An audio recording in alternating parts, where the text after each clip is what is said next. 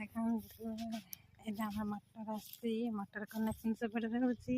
ମଟର connection କରୁଛନ୍ତି ଆମର ସ୍ୱାମୀ ଆଉ ଆମ ବାପା। ମଟର କନେକ୍ସନ୍ କରୁଛନ୍ତି। ଏ ଗଛ ସବୁ ଶୁଖିଗଲାଣି, ପାଣି ଦିଆଯିବ। ପାଣି ପାଇଲେ ନା ଆମ ଗଛ ବହୁତ ସୁନ୍ଦର ଦେଖାଯିବ। ଟାଇମ୍ ହୁଏନି, ତାଙ୍କୁ ଡ୍ୟୁଟି ଯାଆନ୍ତି ନା, ଇଲେକ୍ଟ୍ରିକାଲ କାମ କରନ୍ତି, ସେଥିପାଇଁ ଟାଇମ୍ ହୁଏନି ନା ପାଣି ଦେବା ପାଇଁ। ଆମେ ଆଜି ଆସିଛୁ ମଟର କନେକ୍ସନ୍ କରିକି ପାଣି ଦେବୁ। ଦେଖ ଏସବୁ ଟମାଟୋ ଗଛ ଲଗାଯାଇଛି। ସବୁ ଗଛ କେମିତି ଝାଉଁଳି ପଡ଼ିଛି।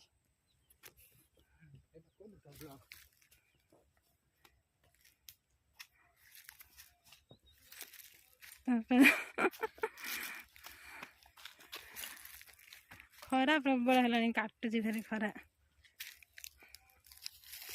ପୁଇ ଦେଖ, ପୁଇ କି ସୁନ୍ଦର ଦେଖାଯାଉଛି। ପୁଇ କଢ଼ ସବୁ ହେଇଛି। ଦେଖ ଏଇ ଦେଖ ଛୋଟ ଛୋଟ କଢ଼ ହେଇଛି, କି ସୁନ୍ଦର ଦେଖାଯାଉଛି ପୁଇ। ଦେଖ କେତେ ସୁନ୍ଦର ସୁନ୍ଦର ପୁଇ ହେଇଛି ଆମର।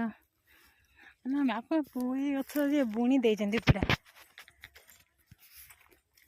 ଏତେ ଲାଉ ଗଛ ଲାଉ କାହିଁ ହେଇନି ତ। ଲାଉ ବୋଉ କହୁଥିଲେ ଲାଉ ହେଇଛି, ସବୁ ଶୁଖିଗଲା କାରେ। ଏଟା ଶୁଖି ଯାଇଛି ନା, ସବୁ ଝାଉଁଳି ପଡ଼ିକି।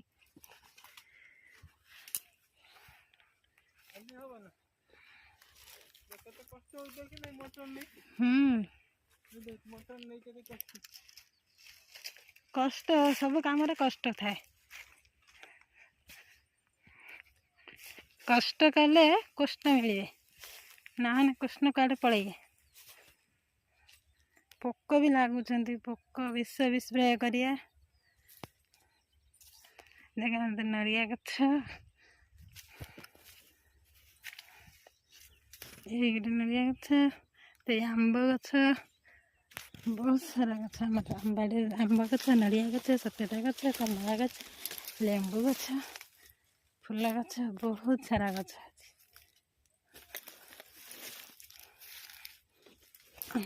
ଏଇ ଦେଖ, ଏଇଟା ଆମର ଫୁଲ ଗଛ, ମନ୍ଦାର ଫୁଲ ଗଛ। ଏଇ ସେପଟେ ଅଛି ଆମର କଣିଆର ଗଛ। ଆଉ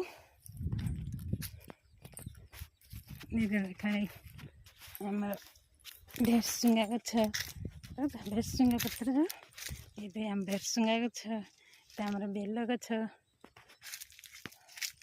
ବହୁତ ସାରା ଗଛ ଆମ ବାଡ଼ିରେ ଅଛି। ଅମୃତଭଣ୍ଡା ଗଛ, ବହୁତ ସୁନ୍ଦର ସୁନ୍ଦର ଗଛ। ଆମର ସବୁ ଚାରା କିଣା ହେଇକି ଆସିଥିଲା ସବୁ ବାହାରୁ। ସେ ଗଛ ସବୁ ପଡ଼ିଛି, ଛୋଟ ଛୋଟ ଗଛ, କିନ୍ତୁ ଫଳ ବହୁତ।